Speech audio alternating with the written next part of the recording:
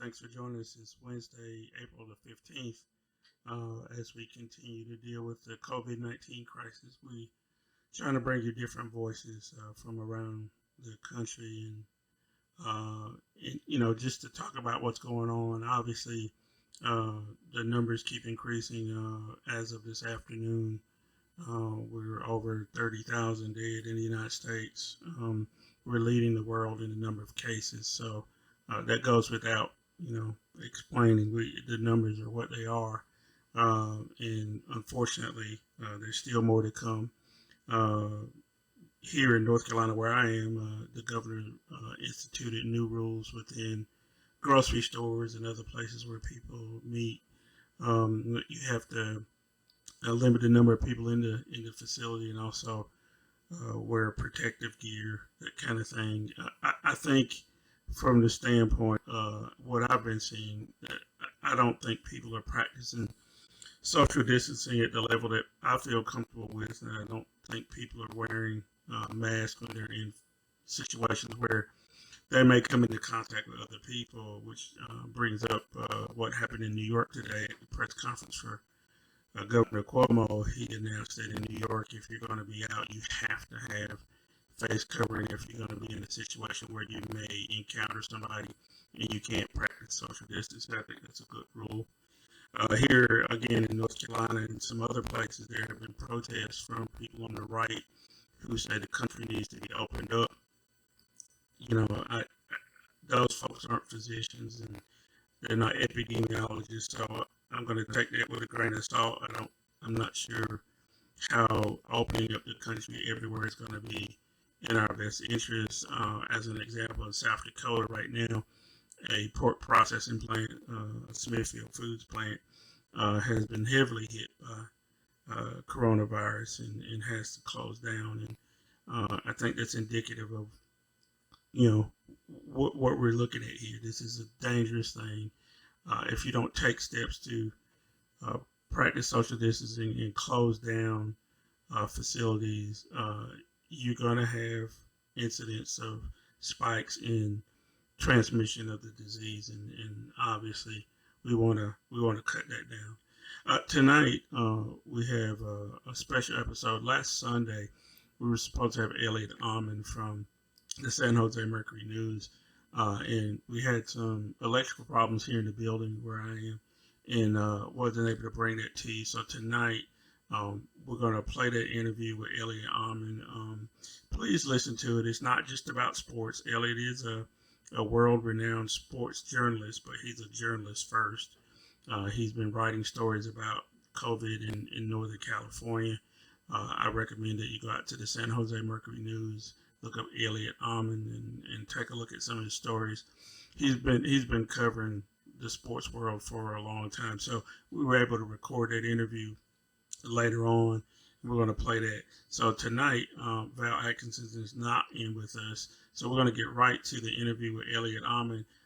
It's about 30 minutes.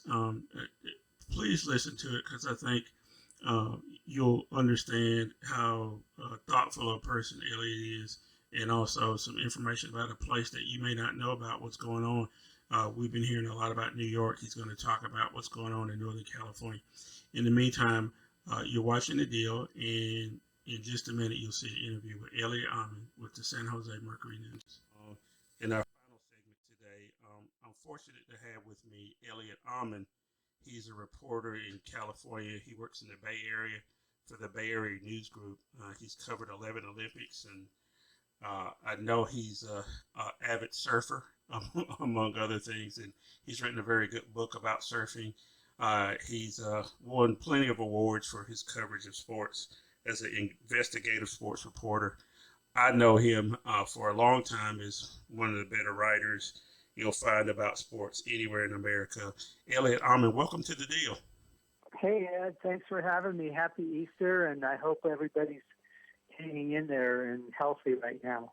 Yeah, obviously this thing, the COVID-19 has affected everybody in America and around the world. And, I'm hoping the same thing. I'm hoping people are happy and healthy and able to celebrate Easter in some kind of way. But I thought about you the other day when they finally canceled the Olympics. And I want to start there first because you've covered a lot of Olympics, 11 so far. And your writing about the Olympics is, been always top notch. When they canceled the games, what was your first thought? Because a lot of people criticize Olympics anyway. They cost a lot of money. Countries, go all out to host these Olympics, and Japan has a very, usually stable economy or whatever. Will it have a negative impact on Japan having to delay it for a year? And again, what was your first thoughts about them canceling the Olympics? Sure, Ed. Look, let me back up just a little bit, and just for some context. Tokyo was going to be my 13th games on the ground, and I've been involved with writing about the Olympics really since the mid-'70s. And I was in my head this summer, Tokyo, I'm getting up there in age, probably my last one, even though the 2022 games in Beijing potentially will have an American figure skater who I've known almost all her life. She's our best figure skater, and I have a strong connection because she's in the Bay Area. So that would be great. But Beijing for the Winter Olympics sounded kind of not appetizing, and plus my age at that point. Right. That's a long-winded, just contextual about what I'm going to say. My first reaction was finally. I had been tweeting and writing some stories saying that what's the IOC waiting for? Clearly, you can't have a games this summer based on this exploding global pandemic. Second reaction that they've done it, it kind of goes to what you were getting at. There's a little bit of good riddance in me. The games have, particularly the summer games, have gotten so big, and I just don't know anymore. I mean, my last Olympics was 2018 in Pyeongchang, South Korea, and it was cold to start, so I don't blame people for not wanting to be out. It was so darn cold, but it just felt weird. And Sochi had that same feeling in 2014 where there was a lackluster greeting to it, if you will, or a blanket over it. So I'm wondering about its relevance. And I know a lot of people are having this kind of discussion now because of everything you were encapsulated in a nice, quick way, that it's become so expensive, and cities and countries and residents are being asked to prop this thing up for 16 days, and what's the long-term benefit, which they talk about all the time, but what's the tangible benefit? I mean, there's Atlanta, that was 96, that was launched 25 years ago, and has Atlanta seen, because you're down in the South, so that's why I'm asking, but I mean, has having the Olympics there, did it do anything for Atlanta, really? Not in my opinion. And the other thing too, I've been thinking a lot about, Elliott, is all the sports have World Cups now. Soccer, rugby, figure skating, you name it. They have a World Cup, World Championship, either every couple of years, or in some cases, some sports have major competitions every year. So what good does the Olympics play in a situation like that? What are we trying to accomplish in a situation like that? And so I just start to wonder, whether or not we've gotten past the need to have a global competition with a multitude of different sports, and then again, the whole COVID-19 thing about how quickly a disease can be picked up in one place, and the way people travel nowadays. You're in Wuhan, 15 hours later you're in the Bay Area, on a flight. And it makes me wonder about gathering all these people from different places too. Let's switch gears a little bit, and talk about professional sports. Again, you're in the Bay Area, so you got the Warriors and the 49ers, and you got MLS team there in San Jose. What is the viability for something like the MLS? I know you like soccer. Major League Rugby was in their second year. I think they're going to have a trouble starting back up. But what do you think about the prospects for MLS if they have to scrap an entire season? I think, Ed, I really think that you're asking the exact right question when we're discussing major U.S. professional sports at this moment. The NBA, MLB, Major League Baseball, NFL, NHL, they have a long tradition. They're gonna survive this in the way that, trying to paint an optimistic picture here, but in the way that we're all gonna come through this. MLS is a really interesting question because it had expanded to 26 teams with plans of having 30 teams by 2022, and with the new kid on the block that was really making some noise, if you will. The new team, the expansion team, is worth a lot of money. Which means all the teams, or the value of the team itself, is worth a lot. It's become a good investment. It's still niche. Let's not overstate it. But soccer really does has put its foot in America in a profound way. Right when this is happening, the quote-unquote rug is pulled out from underneath it. And I just don't know, I don't know what their plans are for having a season. The Santa Clara County executive said this week that he doesn't expect any games to be played in Santa Clara County until Thanksgiving. Well, the 49ers, San Francisco 49ers, the San Jose Sharks, and San Jose Earthquakes all have home stadiums in Santa Clara County. So I don't know if Major League Soccer cannot have a season. Is that going to sabotage its future, or are fans tolerant enough to understand it and ride this thing out the way the professional league would, or all these leagues are going to have to do?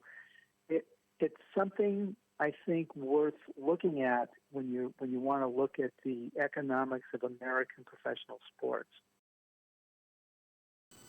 Right.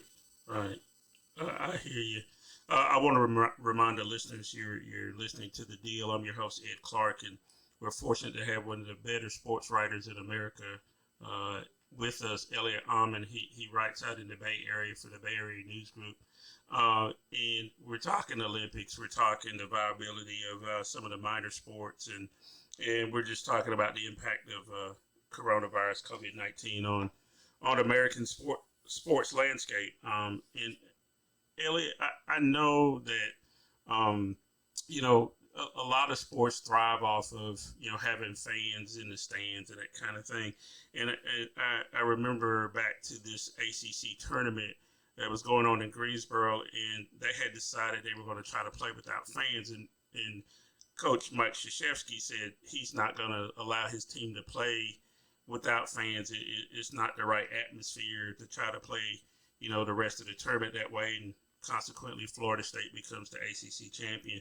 Um, what do you think about some sports being able to go on without fans? What sports are conducive to that, and would people watch it at home? Is that something that you would want to watch, and how do you do that? I heard some talk about Major League Baseball maybe taking all the teams to Arizona, where they could keep them in one place and play games and do testing and that kind of thing. Is that viable, or is that just a pipe dream? Well, it's a fascinating topic to discuss here today. I'm thinking about Major League Baseball is the place to start with the question, because we've heard reports of the plan, and whereas we haven't with the other leagues yet. But I think the idea was to go to the spring training grounds in Florida. Perhaps Florida, but Arizona's been the main one they've talked about. One aspect of all this, you're asking about viability. This is going to be a social experiment, putting all these people, young athletes, in one place, and they're going from a hotel. They're shuttled from a hotel to a ballpark, and their interaction is at that ballpark, and then back. No fan interaction, robotic umpires, right? There's been all kinds of crazy, whatever. Yeah, I don't know if they just have robots for pitchers and catchers. Nobody touches the ball really, because that could be a transmission. Touching athletic equipment is an issue, which I've written about. So it goes against all my instincts about what makes sports beautiful, because it's, they always talk, the cliche is it's a unifier, right? Doesn't matter what color, religion, or if we like Trump or don't like Trump, sure, we'll all like our team together, right? Exactly. But it's, I'm not interested in an event that's in a vacuum. Right. That's just me, and also let's not forget, I've already mentioned that I'm older, so maybe younger people are more adaptable to something like this. They're on video games anyway and stuff. Yeah. So maybe this is part of that generation. I don't know. I think it's another interesting sociological question. I think there's a lot of sociological and psychological questions here about all this, but I guess I keep wondering, like, if you have to resort to something like this, why are you doing it?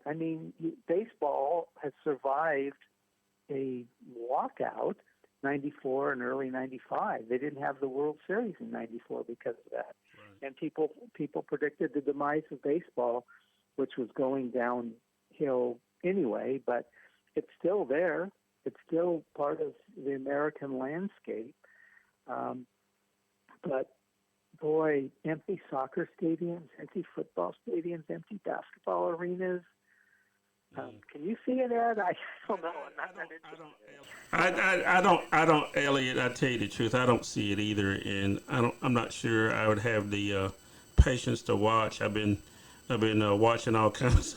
I even watched Tiger King, so on Netflix like everybody else. So I've been starved for entertainment. I had started watching some of the older basketball games or whatever, replays of games, and of course the outcome already, and so I kind of lost interest in the second week in doing that. But it'll be interesting. Again, I'm in the South. We're in North Carolina, a big NASCAR place, and I know NASCAR's resorted to doing the virtual NASCAR races. I'm not sure what the ratings have been. I'm not sure, if anybody's really paid attention to them. Have you heard anything about the virtual NASCAR stuff and whether or not it's making impact and keeping fans around? Yeah, I haven't, just because, well, we do have that one race up at Sears Point, but it's pretty far. Motorsports, unfortunately, is really far removed from us in the Bay Area. You know, we had well, the Raiders now have just moved to Las Vegas, but when they were here, we had six, major teams. We have three major colleges plus another 4 or 5 Division I college basketball teams. So there's just always something going on, and then the whole nature stuff that goes on as far as recreation. So NASCAR is just, to be honest, it's just far afield for me. I've got really good friends that are motorcyclists, so I hear about the motorcycling at Laguna Seca in Monterey. Yeah. So you're listening to The Deal. I'm your host, Ed Clark. We're fortunate to have Elliott Almond with us. He's from the Bay Area. We're talking all things sports and COVID related to sports.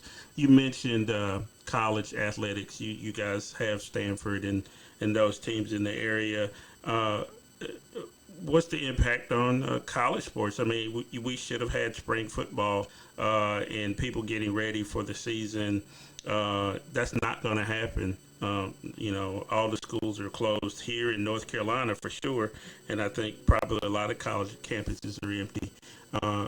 What's going to happen with these fall sports and then the Olympic type sports in colleges? Track and field was canceled, field hockey, you name it, all the stuff in this spring, baseball.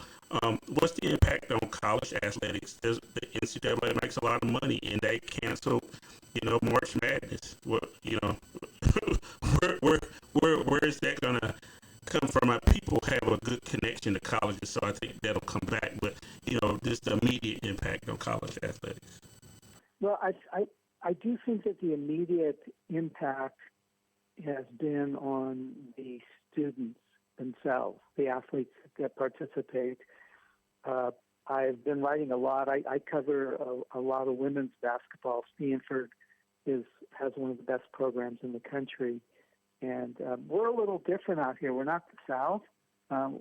Stanford and Cal are trying to get those football teams going, and they're pretty good programs out here, but not compared to what you guys are thinking is good. But boy, when it comes to the Olympics, quote unquote Olympic sports, Cal and Stanford in particular are fantastic. Winning. We had Stanford's men and women both were in the Final Four in soccer, for example. So you've got a lot of just great stuff like that going on, and those are fall sports, so that's why I mention them. They've lost their spring seasons, but so has everybody else, and it's a real wait and see. I mean, so none of us have ever gone through something such a global pandemic like this in our lives. So every facet of our lives, every slice of our experience is going to be different than anything we've ever known in the past. So a lot of this is speculative when I may try to answer what's it going to look like down the road. You just can't imagine. I guess the first thought to me is still trying to get through this and hoping there can be a fall season. Again, quoting the county county executive in Santa Clara County, which is basically Silicon Valley for those who aren't familiar with the area in the Bay Area. Stanford is located in Palo Alto, which is in Santa Clara County. Right now, the county executive is saying you can't hold games until maybe Thanksgiving. So maybe they'll just have the big game and play one game next season. I don't mean to be facetious, but the college season also could be postponed or canceled, or maybe they play all their games away from Stanford Stadium. I don't know. There's all kinds of things that could end up happening, but we just don't know because, as I've already said, we've never experienced anything like this. The big thing that I've noticed is anybody that's a senior, and sorry for all you seniors out there, whether it's high school or college, they're the ones that have seem to be losing the most. Right. And let's put this in perspective. More than 100,000 people have died around the world because of this virus. I haven't looked at the statistics today, but yesterday it was 1.6 million confirmed cases, and we know that's a really, really underreported number because we're not doing enough testing yet. So there's a lot more. There's really everything in the world. Life and death is so much more important than this. But in the context of these people's experience of playing sports, and it's been such an important part of their lives, so many people lost their senior seasons in the spring sports, and that's it. Anna Wilson, Russell Wilson's sister, she was the point guard for Stanford women's basketball. Mm-hmm. She did an essay with ESPN. It was really interesting. Now she had, because of her medical problems with concussions, she had applied for a redshirt year, but based on this essay, it sounds like that she didn't get it. It was denied her. I just don't know. They haven't announced it, but she said that was it, that she's moving on. And it's tough, it's tough in a way, but I hope all these young people also can put it in the perspective of, I don't get to go to my senior prom. I don't get to have my senior high school graduation, et cetera, but that's a small sacrifice compared to families, the horror in these elder care facilities where, the isolation and we're just stranding our seniors everywhere, and it makes us, as a society in whole, it makes us look awful, and we're going to have to face that. I mean, I'm sorry, I'm going on a tangent here. No, actually, things on my mind. Yeah, that's where I wanted to go next, because we're coming up to the end of our time, and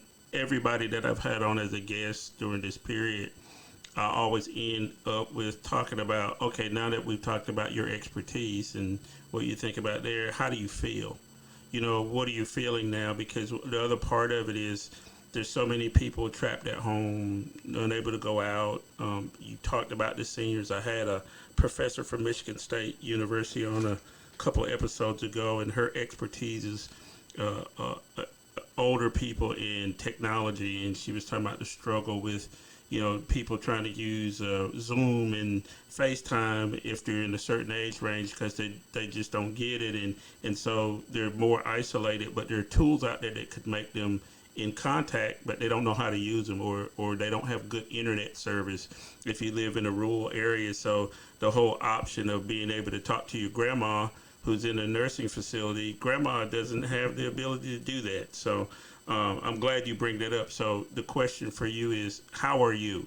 And also, how are the people in your immediate area that you normally would be interacting with? How are you interacting with them now? And even if you're interacting with people, do you still feel a bit isolated? In my case, it's very special. And the reason is I happen to live alone.